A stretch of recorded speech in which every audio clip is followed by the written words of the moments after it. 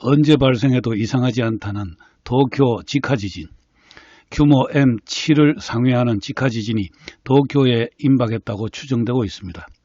인구가 밀집된 도쿄에 직하 지진이 엄습할 경우 많은 피해가 발생할 수 있습니다.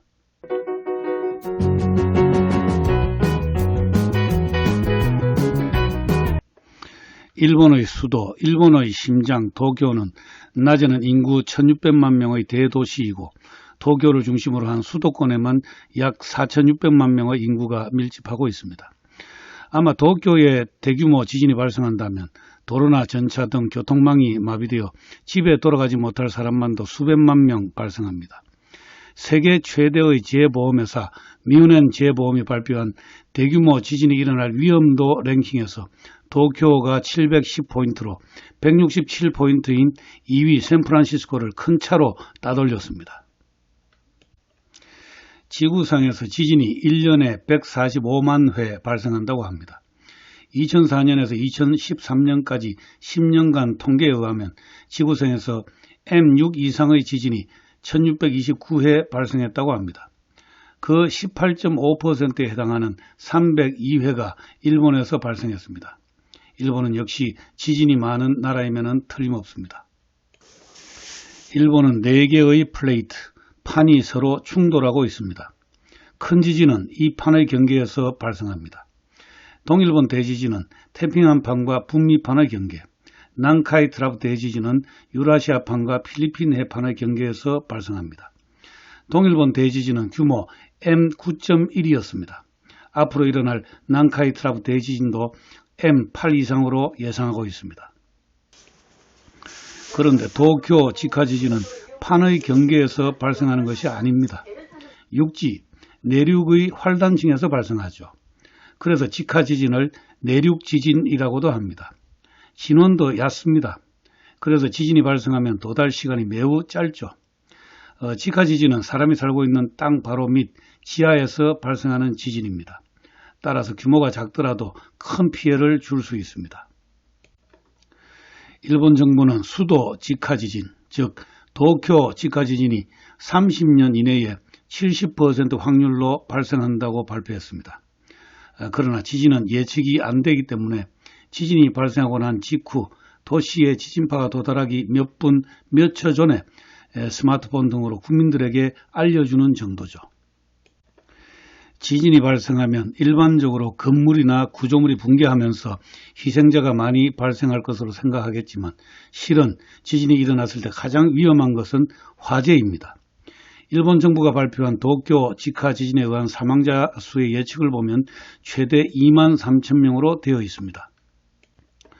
그런데 자료를 자세히 들여다보면 건물 붕괴 등에 의한 사망자는 약 7천 명인데 비해서 화재에 의한 사망자 수는 최대 16,000명입니다. 즉 도쿄 직하 지진 사망자의 약 70%는 화재에 의한 것입니다. 지진이 발생하면 지진 그 자체보다 화재, 불에 의한 피해가 크다는 거죠. 지진이 발생하면 우선 식탁 밑에 들어가 머리를 보호하는 등의 조치가 필요하지만 반드시 가스 밸브를 잠그는 등 화기를 관리해야 합니다. 1923년 9월 1일에 도쿄를 중심으로 관동 대지진이 일어났습니다. M8.3, 사망자 수는 10만 5천 명, 가옥이 붕괴하고 산사태가 나고 해안에서는 최대 12m의 쓰나미가 발생했습니다. 집안이 최대 2m 융기하거나 침강했고 곳곳에 지층이 어긋나 2, 3m 이동했습니다. 당시 목조 건물이 많아서 역시 화재에 의한 피해가 가장 컸습니다. 일본 수도 도쿄에 사상 최대의 계밀적인 타격을 주었던 겁니다. 그러나 이것은 도쿄 직하 지진이 아니었습니다. 관동 대지진은 북미판과 필리핀 해판의 경계인 사가미 트라프에서 발생한 거대 지진이었습니다. 도쿄 직하 지진은 최대 규모 M7로 예측하고 있지만 사가미 트라프 거대 지진이 발생한다면 M8을 넘을 것으로 예측하고 있습니다. 사가미 트라프 거대 지진은 직하 지진보다 더 큰 피해를 줍니다. 도쿄에 직하 지진이 먼저 올지 사가미 트라프 거대 지진이 먼저 올지 그건 아무도 모릅니다. 참고로 지진의 규모, 마그니튜드 M과 진도는 다릅니다. 진도는 흔들림의 정도이고 그 값은 지역에 따라 상대적이죠. 진원에서 멀어질수록 진도는 작아집니다. 반면에 규모 M은 지진이 발하는 에너지의 절대치를 나타내는 값입니다. M이 1 커지면 에너지는 31.62배 커집니다. M이 2 커지면 에너지는 1000배 커지는 거죠. 현대과학은 인간을 달에 보냈지만 지진의 예측은 그 현대과학으로도 불가능한 영역입니다. 화산의 분화는 한 달 전에는 예측이 됩니다. 화산가스가 갑자기 증가한다든지 지진계에 화산 지진의 파형이 기록된다든지 산체가 부풀어 오른다든지 화산이 분화하기 전에 반드시 전조가 나타납니다. 그러나 지진은 그렇지 않습니다.